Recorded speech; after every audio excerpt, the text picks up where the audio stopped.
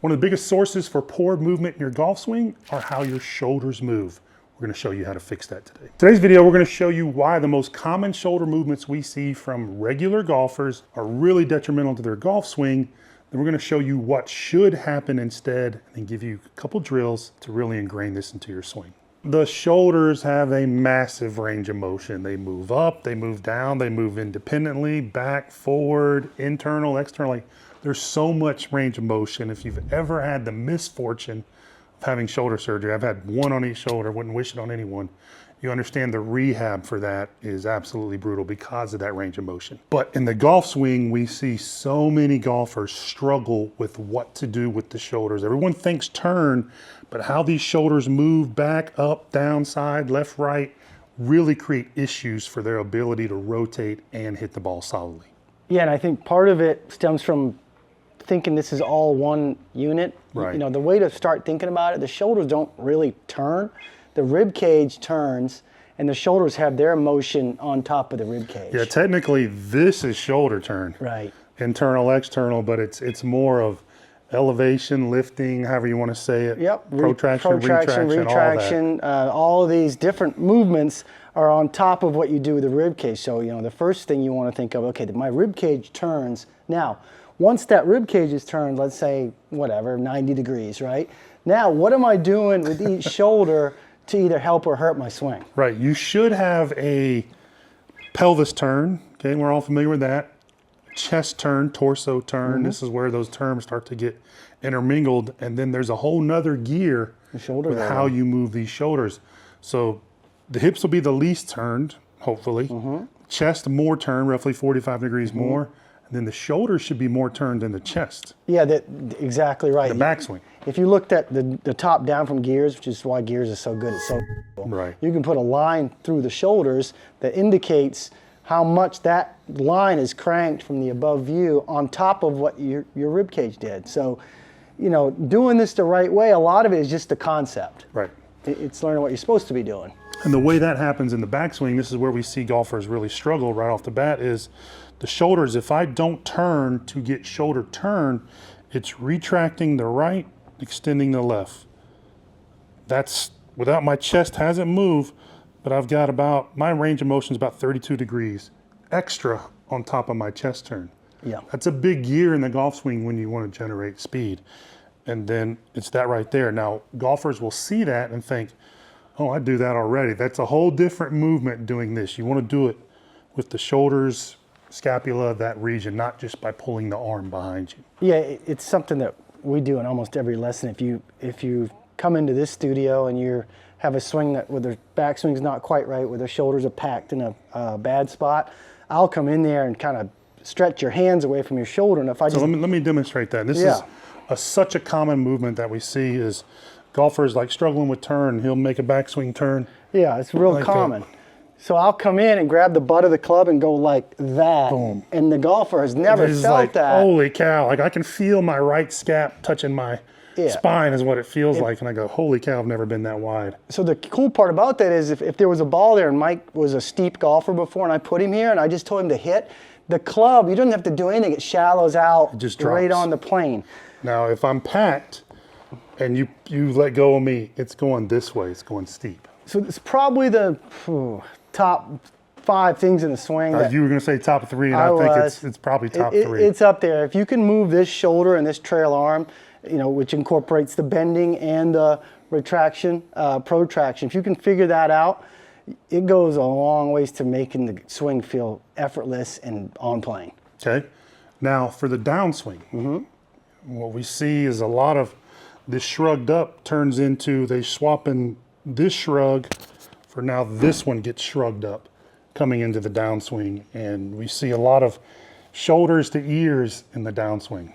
Yeah, it's the golfer that, you know, they start maybe a little bit steep and then the last second they got to shallow it out, so they'll pull this shoulder blade up in the socket, and you can see post impact from behind, you can see where those shoulders are.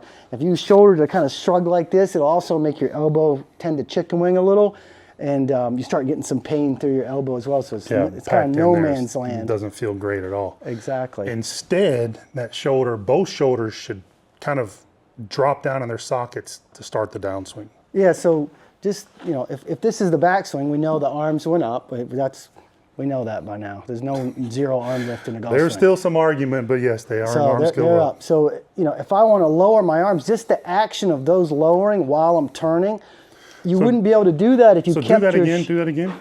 Yeah, so I'm here. So his shoulders are just going to drop. So almost kind of takes on that if his shirt was on a hanger, you know, that downward angle of a hanger, The opposite of this. Yeah, you wouldn't want that. Shoulders go away from his ears. Now, if I kept my shoulders in this shrug position, which some of you are doing, I have to have this, I can't lower the arms while keeping these shoulders up in the sockets. So you have to let everything lower as you're turning. And if you do that, again, that's a downward motion on this club, which most of you need because a lot of you are taking the club out too much. It's a shallower. It's a helper with rotation and speed. So it's definitely something, the shoulders are massive. They're strong, a lot of range of motion. It's definitely something you want to train. Before we jump into the drills, subscribe to the channel if you haven't already done it. If any of our videos are helping you out, please subscribe. Let us know in the comments if there's something you have a question on in this video or in your swing in general. Be happy to help.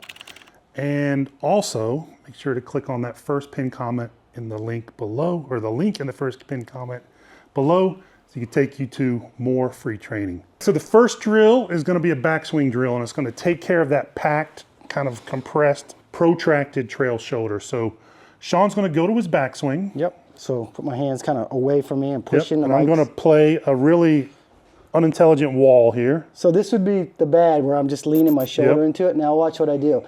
I'm going to push on Mike's hand and push my shoulder behind my head. So from a face-on camera, and again, film yourself when you work on this, your right shoulder should disappear from view of this camera. It's a learned motion, and you got to do it. A way to practice it at first is just to keep your arm straight and practice pulling it back, because if you haven't got that brain muscle connection yet, you have to train that. That would probably be step one, right? Well, before we started rolling camera for this video, we were helping one of the members here at the Athletic Motion Golf Club. Big Norm, and he was like, okay, just retract that shoulder, and he was locked. He didn't know how to do it, so he did the first thing that came to his mind was just pull his elbow back, and that's different than, kind of want to do a Frankenstein deal. Yeah. You can do both. You can do forward, and you can use bands to kind of train that, but you're really isolating the shoulder scap movement rather than relying on the arm to throw the shoulder back. And oh, by the way, not to leave this out, this one actually goes across. Right. Don't keep the left one pulled. I mean, I was taught years ago to keep both of them pulled back. Yeah. And it's a death move. You have to reach this one across while this one pulls back. That adds that extra gear to your backswing. Yep. So that's the backswing drill. Now for the downswing, what do we like doing? There's a few of them. I really like this one here, just to put your arm against your side. So if you just wrapped your hand, you can put a fist here even, across your stomach. You take the club to the top, and as you start to unwind, you're going to lower that trail arm into that fist as you turn. If you keep your shoulder up in the socket, you're going to see that you'll arm wrestle this club a little bit too much. So just letting it kind of soften and lower down will make the club shallow. Now, last but not least here, at the top, you don't want to be shrugged up either. So just the shoulder blade kind of goes back in the socket and then lowers down. It's a great point. Don't just jump straight to the downswing drill if this is your backswing, because it ain't going to turn out well. Yeah, it's a downward kind of shoulder position. It's going to be a little up just because the arm is elevated, but you definitely don't want to be doing a shrug in the gym this way. So it's this arm up, pulled back in the socket, and then it lowers down. And if you can do that, figure out that motion, this club will have a real hard time not being on plane. Yeah, and again, these drills are designed to isolate your awareness and your movement of the shoulders. Make those movements as good as you possibly can rather than think about them and hitting full speed shots. Make the movement good. The movement will allow you to go faster, but first strip away the speed so you can make the movement, whatever that's 10 miles an hour, 20 miles an hour, 80 miles an hour, whatever it is. The movement should take precedence. As you learn the better movements, you will start to gain speed by doing it.